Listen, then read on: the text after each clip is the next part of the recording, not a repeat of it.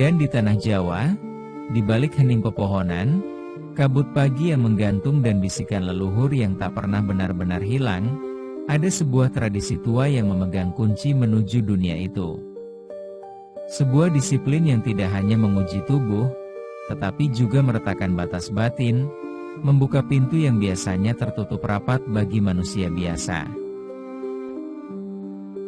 Tradisi itu bernama tirakat. Lebih khusus lagi, tirakat Jawa berupa puasa batin untuk membuka pintu alam gaib. Bukan tirakat yang dipenuhi cerita-cerita menyeramkan seperti kisah masyarakat awam.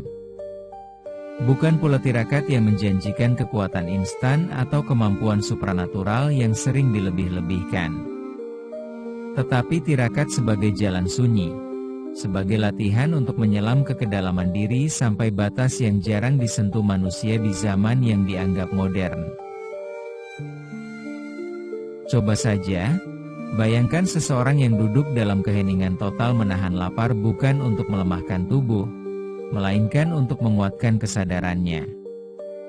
Bayangkan seseorang yang berjalan tanpa penerangan tidak untuk menantang kegelapan, tetapi untuk menyingkap cahaya yang tersembunyi di dalam dirinya sendiri.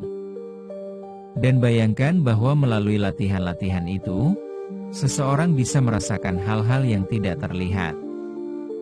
Bukan karena ia menjadi lebih sakti, tetapi karena batinnya menjadi lebih bersih, lebih peka, lebih terhubung dengan dimensi yang selama ini hanya disentuh oleh orang-orang pilihan. Tirakat bukan sekadar ritual. Ia adalah bahasa kuno yang harus dipahami dengan hati. Ia adalah gerbang yang hanya terbuka bagi mereka yang siap menundukkan egonya. Ia adalah puasa batin bukan untuk memanggil makhluk halus, tetapi untuk mengalahkan musuh paling sulit diri sendiri. Dalam video ini, kita akan menyingkap lapisan-lapisan tersembunyi dari tirakat Jawa. Dari sejarahnya yang berakar pada para wali dan para lelaku Jawa kuno, hingga filosofi mendalam yang menjadikan tirakat sebagai senjata para pencari kebenaran. Sampai bagaimana tirakat membuka pintu alam halus bukan dengan kekuatan fisik, tetapi dengan kejernihan jiwa. Dan pada akhirnya kita akan melihat bahwa perjalanan memasuki alam gaib bukanlah perjalanan keluar, melainkan perjalanan kembali pulang ke dalam diri yang terdalam. Jika kamu siap, mari kita mulai membuka satu pintu, satu rahasia, satu napas pada satu waktu.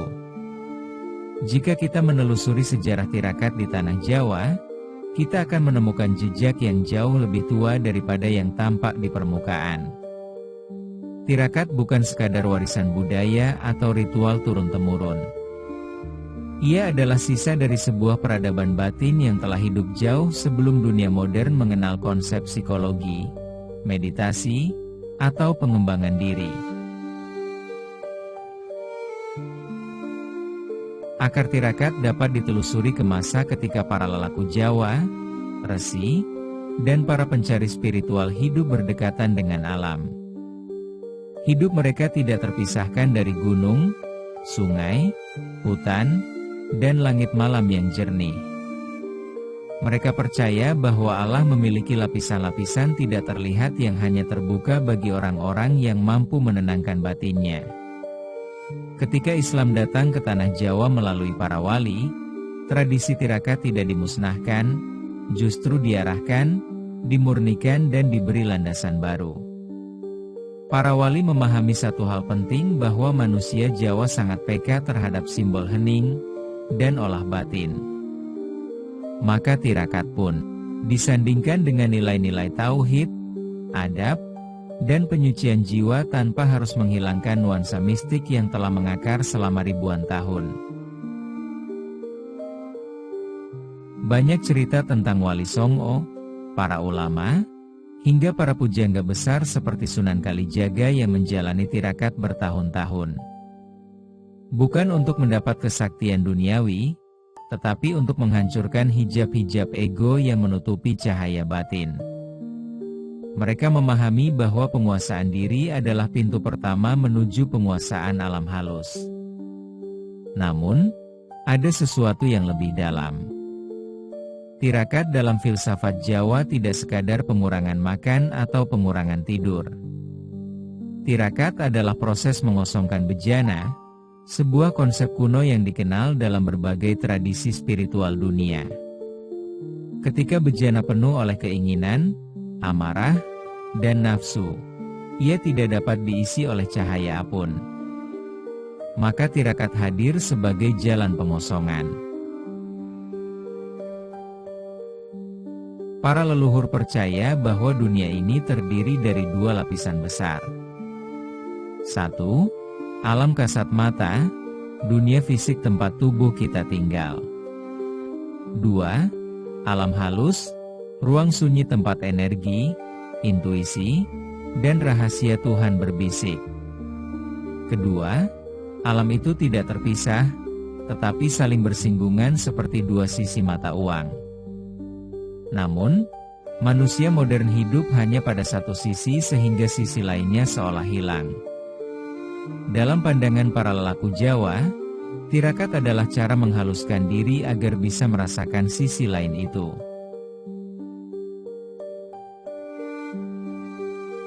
Lalu mengapa pengetahuan ini seolah tersembunyi? Mengapa hanya sedikit orang yang benar-benar memahaminya? Jawabannya sederhana, namun menyentuh inti persoalan. Karena tidak semua orang siap. Tirakat bukan sekadar ritual yang bisa dilakukan siapa saja tanpa kesiapan batin. Ia adalah ilmu yang menuntut kejujuran ekstrim terhadap diri sendiri. Bagi banyak orang, berhadapan dengan dunia luar jauh lebih mudah daripada berhadapan dengan batinnya sendiri. Maka ilmu ini tidak pernah dibukukan sepenuhnya. Ia diwariskan dari guru kepada murid, dari seorang pembimbing kepada seorang pencari sejati. Selain itu, dunia modern dengan hiruk-pikuk kebisingannya telah menutup pintu keheningan. Manusia lebih sering mengejar koneksi eksternal daripada koneksi internal. Akibatnya kemampuan alami manusia untuk merasakan alam gaib pun perlahan memudar. Namun ilmu ini tidak mati. Ia menunggu orang-orang yang siap membersihkan batinnya, menundukkan egonya, dan merendahkan diri di hadapan Sang Pencipta. Karena pada akhirnya tirakat bukan tentang menjadi lebih sakti, tetapi tentang menjadi lebih manusia, lebih peka, lebih jernih, dan lebih dekat pada kebenaran yang selama ini tersembunyi di balik tirai dunia. Untuk memahami bagaimana tirakat Jawa menjadi sebuah puasa batin yang mampu membuka pintu alam gaib, kita harus masuk ke inti prosesnya, ke mekanisme halus yang tidak tampak oleh mata tetapi bekerja di kedalaman jiwa manusia. Pertama-tama, tirakat tidak dimulai dari tubuh. Tirakat dimulai dari niat. Dalam tradisi Jawa, niat disebut sebagai pusering laku, pusat dari seluruh perjalanan batin. Tanpa niat yang jernih, setiap bentuk tirakat hanyalah perbuatan fisik tanpa ruh. Namun ketika niat seseorang diarahkan pada penyucian diri, pada pengendalian hawa nafsu, dan pada mendekatkan hati kepada Sang Pencipta, maka tirakat berubah menjadi jalan pembuka kesadaran. Inilah sebabnya para lelaku berkata, sing penting resiki atine, duduk sakti badane. Yang penting bersih hatinya, bukan kuat tubuhnya. Setelah niat barulah tirakat bergerak ke proses pengosongan. Dalam filsafat Jawa ada sebuah konsep klasik ngosongke awak ngisi jiwa. Artinya ketika tubuh dikurangi pemenuhannya, makan, tidur, kesenangan dunia, jiwa diberi ruang untuk bangun. Sebab selama tubuh terus diberi, jiwa tenggelam dalam kebisingan keinginan. Puasa lahir ini bukan untuk melemahkan tubuh, tetapi untuk menajamkan sensor-sensor batin yang selama ini tertutup. Dengan berkurangnya makan, Pikiran menjadi ringan, hati menjadi jernih, dan energi yang biasanya terpecah oleh nafsu menjadi terkumpul kembali. Energi inilah yang dalam tradisi Jawa disebut sebagai tenaga dalam halus. Sejenis kepekaan spiritual yang tidak bersifat fisik, namun terasa seperti kehadiran lembut di dalam dada. Namun, tirakat tidak berhenti pada pengosongan. Pengosongan hanyalah pintu pertama. Tahap berikutnya adalah hening. Dan inilah inti dari puasa batin yang sesungguhnya. Hening bukan sekadar diam, tetapi diam yang sadar. Diam yang melihat ke dalam, diam yang memisahkan antara suara jiwa dan suara ego. Dalam keheningan seperti ini, batas antara dunia fisik dan dunia halus perlahan mulai menipis. Manusia mulai merasakan apa yang disebut para leluhur sebagai rasa sejati. Sebuah intuisi murni yang muncul bukan dari pikiran, tetapi dari kesadaran terdalam. Rasa sejati inilah yang membuka pintu-pintu gaib tanpa harus memanggil apapun, tanpa ritual-ritual yang berlebihan. Bagi para lelaku, alam gaib bukanlah dunia yang terpisah. Ia selalu berada dekat, hanya saja manusia tidak peka. Dan tirakat berfungsi seperti menghapus kabut yang menutupi pandangan batin. Di tahap ini, seseorang mungkin mulai merasakan hal-hal halus, kepekaan terhadap energi di sekitar, kemampuan memahami tanda-tanda yang sebelumnya diabaikan, intuisi yang tiba-tiba tajam dan tepat, firasat yang muncul seperti bisikan lembut atau sensasi ketenangan mendalam yang sulit dijelaskan dengan kata-kata.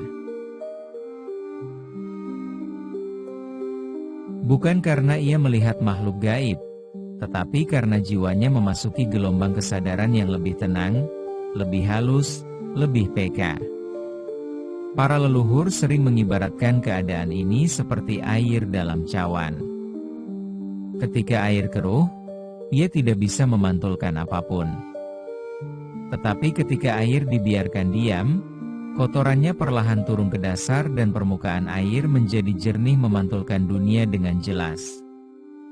Begitulah batin manusia dalam tirakat. Namun bukan berarti pengalaman ini terjadi hanya karena tidak makan atau tidur. Tirakat bekerja karena ada keseimbangan antara 3 unsur utama. 1. Niat yang benar. 2. Laku lahir yang terjaga. 3. Keheningan batin yang mendalam. Jika salah satu hilang, tirakat hanya menjadi ritual kosong. Tetapi ketika ketiganya bersatu, manusia memasuki wilayah yang bahkan ilmu modern belum mampu sepenuhnya menjelaskan. Dan disinilah letaknya misteri besar. Tirakat tidak memaksa pintu gaib untuk terbuka. Tirakat membuat diri kita selaras sehingga pintu itu terbuka dengan sendirinya. Karena pintu alam gaib bukanlah pintu untuk masuk ke dunia lain.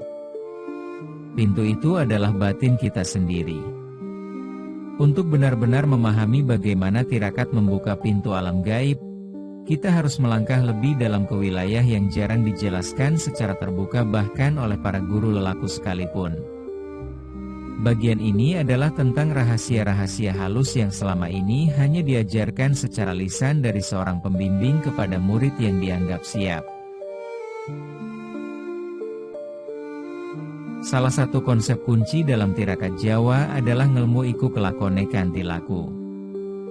Ilmu hanya bisa terwujud melalui praktik, bukan teori, bukan hafalan, dan bukan rasa penasaran sesaat. Inilah sebabnya banyak orang gagal memahami tirakat. Mereka ingin hasil tanpa proses. Ingin terbuka pintu gaib tanpa membersihkan diri terlebih dahulu. Padahal tirakat bekerja seperti menyalakan mata ketiga batin. Bukan mata ketiga yang sering disalahpahami sebagai kemampuan melihat makhluk halus secara visual. Yang dimaksud para leluhur dengan mata batin adalah kemampuan untuk melihat kebenaran, melihat hakikat di balik fenomena. Bukan hanya wujud luarnya. 1. Keseimbangan energi halus. Dalam tradisi Jawa, manusia dipandang sebagai makhluk yang tersusun dari 3 lapisan raga, tubuh fisik, nafsu atau karep, keinginan, ego, dan sukma, jiwa halus. Ketika seseorang hidup hanya dalam raga dan nafsu, sukma tertekan seperti lampu yang tertutup kain tebal. Tirakat mengangkat kain itu dengan mengurangi makan, tidur atau kesenangan dunia. Tirakat melonggarkan cengkaman ego sehingga sukma mendapatkan ruang untuk bersinar lagi. Di tahap ini, pintu-pintu yang selama ini tertutup mulai terbuka.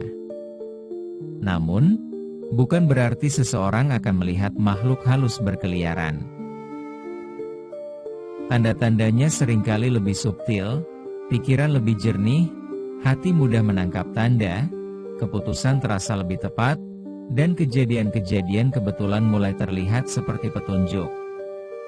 Inilah energi halus bekerja. 2. Kesunyian sebagai jembatan dalam tirakat. Kesunyian bukan hanya keadaan tanpa suara. Kesunyian adalah kondisi di mana seseorang mampu mendengar bisikan rasa, lapisan kesadaran yang lebih halus dari pikiran. Ketika seseorang memasuki hening yang mendalam, batas antara dirinya dan semesta menjadi tipis. Dalam filsafat Jawa ini disebut manungsaing rasa. Sebuah keadaan ketika manusia terhubung dengan dimensi batin alam. Disinilah banyak orang salah paham. Mereka mengira pintu alam gaib terbuka karena ritual tertentu. Padahal yang membuka pintu itu adalah keheningan, bukan ritual. Ritual hanya alat. Yang sebenarnya bekerja adalah kondisi batin. 3. Membongkar mitos dan kesalahpahaman. Ada 3 miskonsepsi besar tentang tirakat.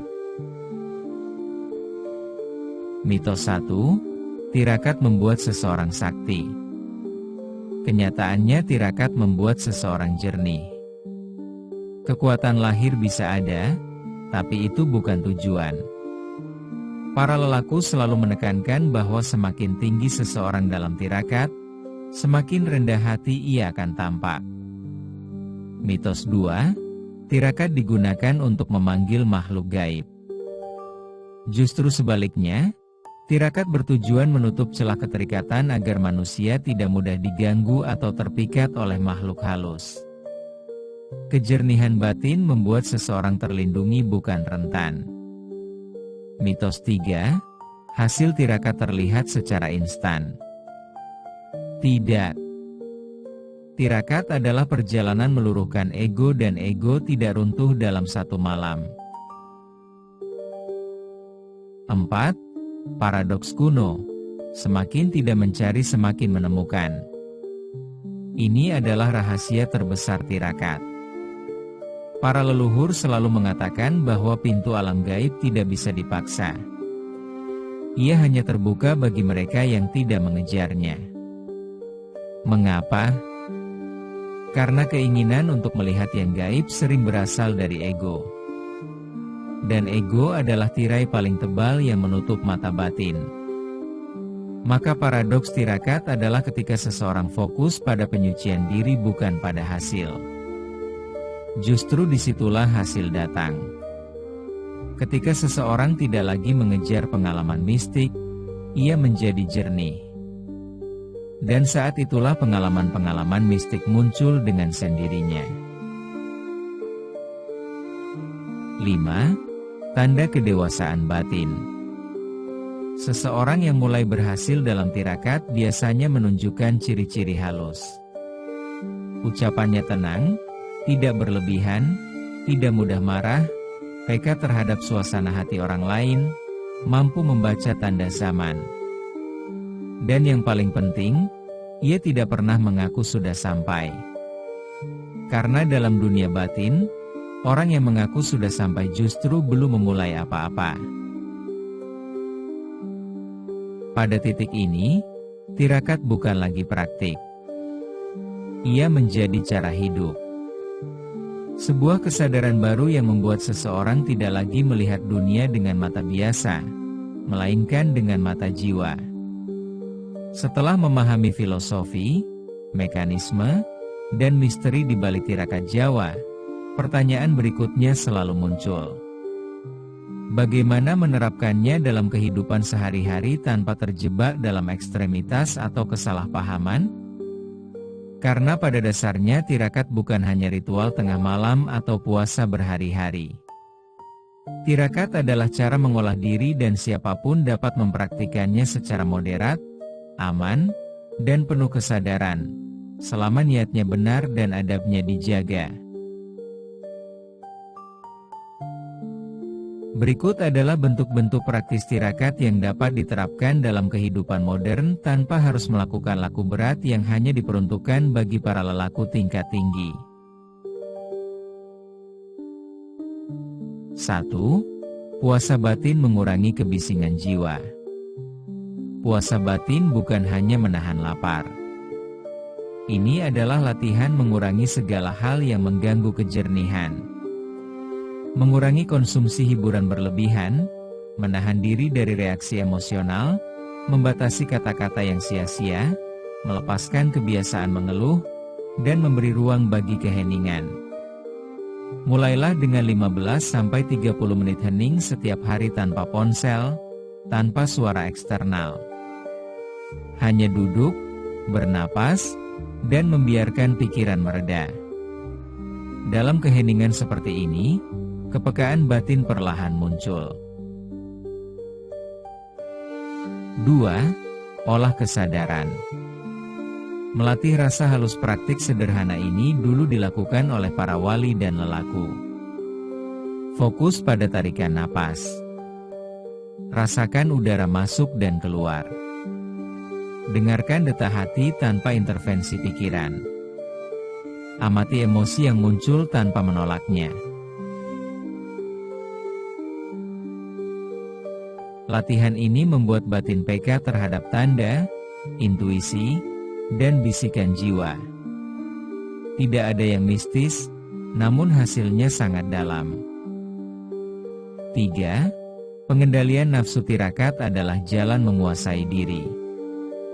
Maka setiap tindakan kecil yang menahan keinginan berlebihan adalah bagian dari tirakat. Menahan diri dari makan berlebihan, mengurangi kemarahan, tidak mengikuti dorongan impulsif, menyederhanakan kebutuhan hidup. Dalam tradisi Jawa ini disebut ngurangi hawa.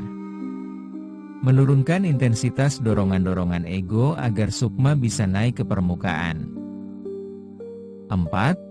Menjaga adab dan kebersihan hati. Tidak ada tirakat yang berhasil tanpa adab. Bahkan para ulama Jawa berkata, adab iku sandange sukma. Adab adalah pakaian jiwa. Adab menjaga batin tetap jernih.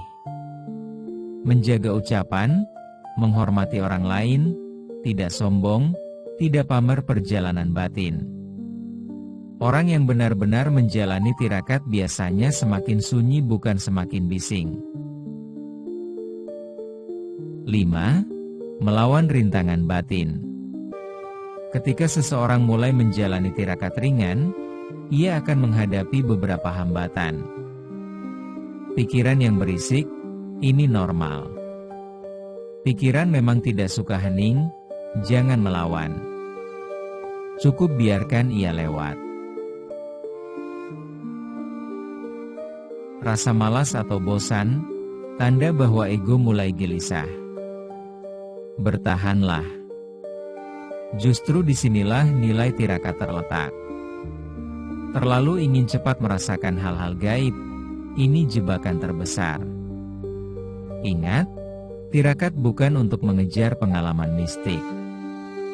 Fokus pada kejernihan, bukan fenomena. 6. hasil yang muncul secara alami.